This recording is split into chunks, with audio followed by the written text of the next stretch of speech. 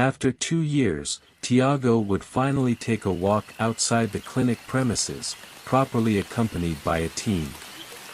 He would spend a few minutes walking outside the walls and interacting with people, all part of his treatment and recovery monitoring. He seemed happy, calm, far from the terrible crises. The team closely followed and noted every emotion of Tiago. But suddenly, a car with 4 people pulled up next to him. 3 people wearing masks and armed forcefully pulled Tiago into the car, speeding away, much to the dismay of the medical team accompanying him. Tiago had been taken. But why? Inside the car, Tiago already had a hood over his head, and even under the influence of medication, he still asked what was happening when he received a violent punch to the head, followed by a gag. After driving for a long time, he was thrown into a dark room and chained.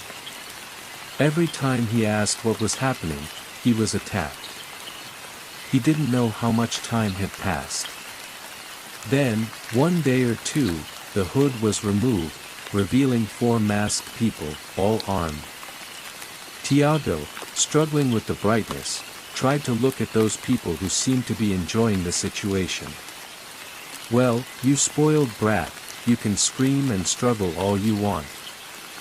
We are far away from anything. No one is coming to rescue you, so it's better to cooperate if you want to return to your family alive. But if you start screaming, I don't have much patience, one of them said. Tiago was on the floor, in a position of complete submission and fear, once again asking what was happening. I have been without my medication for a long time. Please, I need my medication. The gang burst into laughter. The little girl needs her little pills. Be a man, kid, the fattest man, who appeared to be the most violent, said, and started kicking Tiago. He was stopped by another member of the gang. Stop it. We still need him alive for the ransom, at least until the ransom, the other person said. Tiago, even though chained, tried to reach a window, but it had bars, and he realized he was possibly on a farm. Far from everything, he looked at the sky and saw dark clouds. A storm was definitely coming. It brought back bad memories. My medication, my medication. No seizure, please, please, he pleaded. Night had fallen when a strong storm brought thunder, wind, and heavy rain. Tiago, with his hands over his ears, cried. That's when one of the gang members opened the door, removed the padlock from the chain, and pulled Tiago by the hair to a room where the gang seemed to be discussing something. The damn rain blocked the only road. I just came back, and many trees have fallen, lots of mud. We're stuck in this shit until when, one of them complained. The pirate won't bring the supplies. I'm tired, I'm hungry, another one said. Relax, one of them said. We still have some supplies for 1 or 2 days. By then, we'll get a signal and talk to the pirate to see how the negotiations are going. I'm hungry, someone shouted. No one here knows how to cook a damn rice, not even this kid with all the servants his daddy must have. Yes, I know how to cook, Tiago said. It's my hobby, my therapy.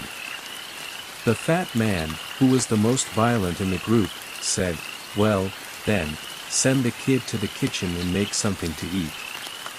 Kid, if you try anything funny, any reaction, even with a knife, this little thing here, he said, showing a small lighter, is itching to spit fire, and my fingers are itching to help. Tiago slowly made his way to the kitchen to try and prepare something while the gang tried to make contact with another member who stayed in the city.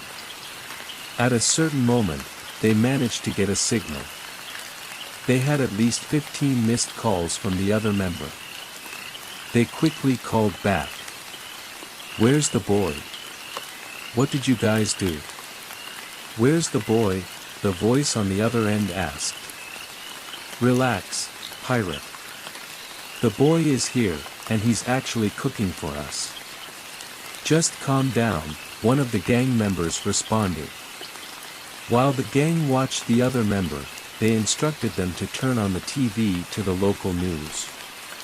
After that, the signal dropped again, so the gang turned on the TV.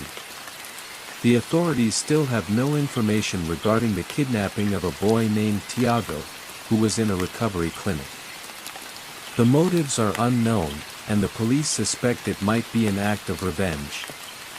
Tiago, also known as the Cannibal of Porto, lured his victims to locations near ports along the coast from São Paulo to Rio de Janeiro. At least 15 missing persons have connections to this case, but the police believe there may be more. Tiago acted in a calculated and highly intelligent manner. At that very moment, nimble hands disconnected the power supply, leaving only the sound of rain and thunder in complete darkness. A faint silhouette quickly revealed itself, standing in a corner with a knife in hand.